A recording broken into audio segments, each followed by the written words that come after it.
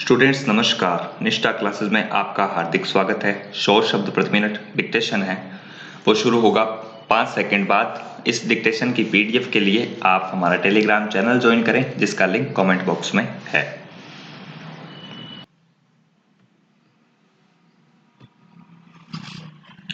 अठारहवीं सदी में फ्रांस में दास प्रथा की ज्यादा निंदा नहीं हुई। विराम। नेशनल असेंबली में लंबी बहस हुई कि व्यक्ति के मूलभूत अधिकार उपनिवेशों में रहने वाली प्रजा सहित समस्त फ्रांसीसी प्रजा को प्रदान किए जाएं या नहीं। विराम। परंतु दास व्यापार पर निर्भर व्यापारियों के विरोध के भय से नेशनल असेंबली में कोई कानून पारित नहीं किया गया। विराम। लेकिन अंततः सन 1794 के कन्वेंशन ने फ्रांसीसी उपनिवेशों में सभी दासों की मुक्ति का कानून पारित कर दिया। विराम।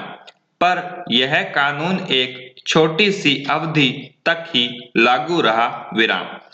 10 वर्ष बाद नेपोलियन ने दास प्रथा पुनः शुरू कर दी। विराम। बागान मालिकों को अपने आर्थिक हित साधने के लिए अफ्रीकी निग्रो लोगों को गुलाम बनाने की स्वतंत्रता मिल गई। विराम। फ्रांसीसी उपनिवेशों से अंतिम रूप से दास प्रथा का उन्मूलन 1848 में किया गया। विराम पैरा।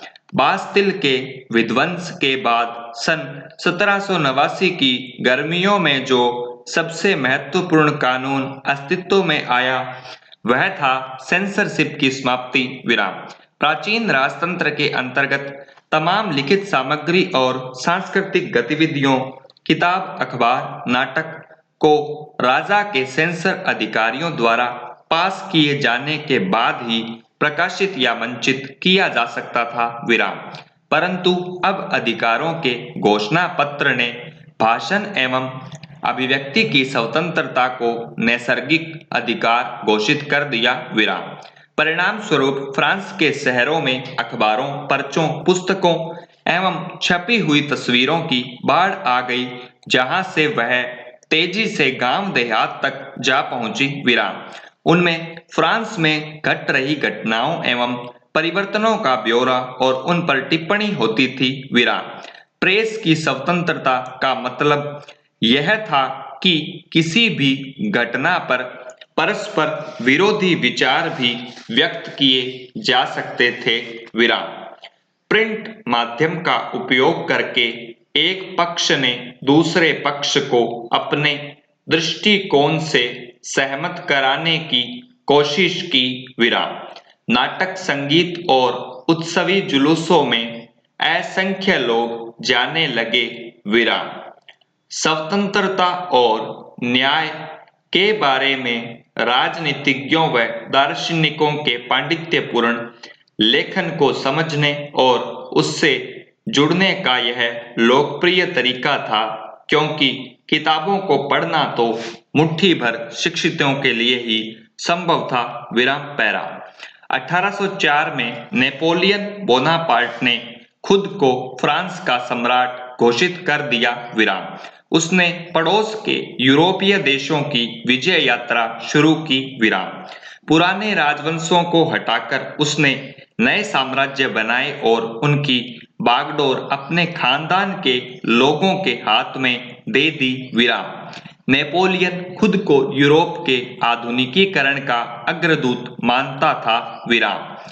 उसने निजी संपत्ति की सुरक्षा के कानून बनाए और दशमलव पद्धति पर आधारित नाप तोल की एक समान प्रणाली चलाई। विराम। शुरू शुरू में बहुत सारे लोगों को नेपोलियन मुक्तिदाता लगता था और उससे जनता को स्वतंत्रता दिलाने की उम्मीद थी। विराम। पर जल्दी ही उसकी सेनाओं को लोग हमलावर मानने लगे। विराम। आखिरकार 1815 में वाटरलू में उसकी हार हुई। विराम।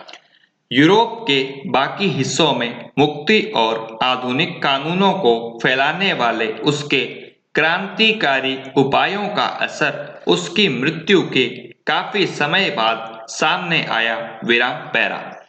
स्वतंत्रता और जनवादी अधिकारों के विचार फ्रांसीसी क्रांति की सबसे महत्वपूर्ण विरासत थे। विराम, ये विचार 19वीं सदी में फ्रांस से निकलकर बाकी यूरोप में फैले और इनके कारण वहां सामंती व्यवस्था का नाश हुआ। विराम, औपनिवेशिक समाजों ने संप्रभु राष्ट्र राज्य की स्थापना के अपने आंदोलनों में दासता से मुक्ति के विचार को नई परिभाषा दी। विराम, टीपू सुल्तान और राजा राम मोहन रॉय क्रांतिकारी फ्रांस में उपजे विचारों से प्रेरणा लेने वाले दो ठोस उदाहरण थे। संपूर्ण विराम।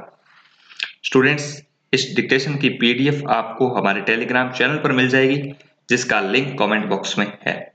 मिलते हैं नेक्स्ट डिक्टेशन के साथ, तब तक के लिए आप सबको मेरा नमस्कार।